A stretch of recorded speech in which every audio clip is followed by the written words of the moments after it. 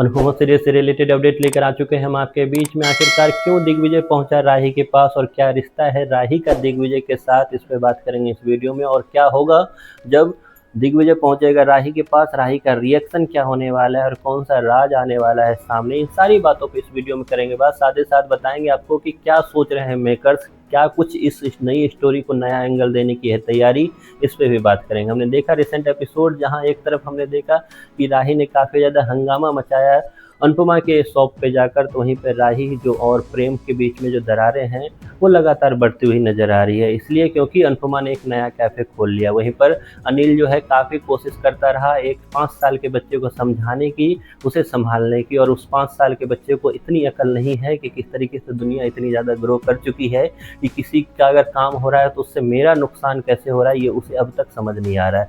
उसे ये समझ नहीं आ रहा है कि मैं अपनी काबिलियत के अनुसार अगर मैं कुछ काम करूँगा उसमें 100% की अगर रेगुलरिटी रहेगी तो कोई क्यों मेरा काम रोकेगा। लेकिन उस इंसान को ये समझ में ज़रूर आ रहा है कि मैं अपनी ही वाइफ को उसकी ही माँ के प्रति भड़काऊँ, जिसके बाद मेरी वाइफ जो है जाकर हंगामा मचाए।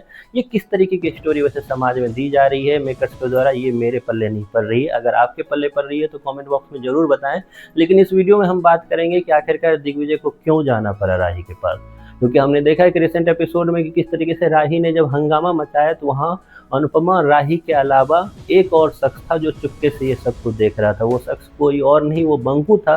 और बंकू ने ये सब कुछ देखा तो काफ़ी ज़्यादा वो इमोशनल हो गया, क्योंकि उसने ये सामने में एक बेटी को अपनी माँ के प्रति इतना ज़्यादा बेइज्जती करते हुए कभी नहीं देखा था। और फाइनली जब उसने ये देखा तो उसके बाद वो अपने इमोशंस को रोक नहीं पाया। और अगले दिन आपने देखा है कि एक सीन आया जिसमें बंकू से दिग्विजय पूछता हुआ नजर आया कि आखिरकार बात क्या है। हालांकि उसमें बंकू ने क्या बताया दिग्विजय को, ये दिग्विजय को भी और हमें भी नहीं बताया गया, क्योंकि वो सीन कट कर दी गई। लेकिन आगे आपको दिखेगा किस तरीके से दिग्विजय जो है बिना अनुपमा को बताए हुए पहुंचेगा राही के पास, पहुंचेगा कोठारी परिवार। और उसके बाद ही धीरे धीरे दिग्विजय का जो रूप है या दिग्विजय की जो आइडेंटिटी है वो सबके सामने आने वाली है। दिग्विजय वहां पहुंचेगा राही के पास तो क्या बोलने वाला है दिग्विजय, तो दिग्विजय वहां रखेगा अनुपमा की बात।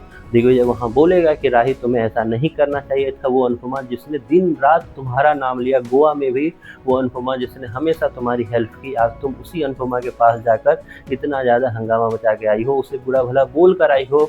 ये तुम्हें नहीं करना चाहिए था एक बेटी होने के नाते। लेकिन राही का रिएक्शन क्या होने वाला है? राही का रिएक्शन होगा वही जो आप उम्मीद कर रहे हो कि राही काफ़ी ज़्यादा बदतमीजी करेगी दिग्विजय के साथ भी, और यहाँ तक कि दिग्विजय पे भी सवाल खड़े करती नजर आएगी कि आप कौन होते हो, उसके बारे में यहाँ अनुपमा के बारे में मेरे सामने बोलने वाले। क्योंकि अब धीरे धीरे दिग्विजय का रोल राघव के रोल से मैच करता हुआ नजर आ रहा है।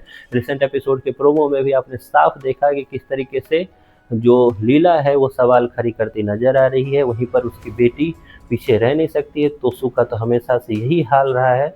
तो पाखी, तोसू और लीला फिर से एक टीम नजर आ रहे हैं जो हमेशा से बदतमीजी के लिए ही जाने जाते हैं। खैर, ये अनुपमा सीरियल है, इसमें पल में 16 पल में मासा वाली चीज़ आपको हमेशा से दिखाई गई है मेकर्स के द्वारा। सारे के सारे एहसान फरामोश दिखाए गए हैं मेकर्स के द्वारा। ये वही पाखी है जो अब तक अनुपमा के पैर में गिरी रहती थी ईशानी के लिए, लेकिन पल भर में, सब चुटकी भर में यहाँ चीज़ें बदल जाती है, बदल नहीं जाती है, रियल वर्ल्ड में नहीं बदलता, ये अनुपमा सीरियल में ही बदलता है। और अनुपमा सीरियल में ही पॉसिबल है कि किस तरीके से किसी की शॉप हो रही है तो उसका बुरा किसी और को लग रहा है, क्योंकि उसकी इरेगुलरिटी को पकड़ लिया किसी ने, उसका शॉप बंद हो गया। तो इसके लिए जिम्मेदार कौन है? तो अनुपमा। खैर, ये सब कुछ आपको दिखाया जा रहा है। कई सारी चीज़ें गुस्से वाली भी है, कई सारी चीज़ें बोरिंग भी है। आपको कैसा लग रहा है अनुपमा सीरियल? इसके बारे में आपकी जो भी राय है कमेंट बॉक्स में ज़रूर बताएं।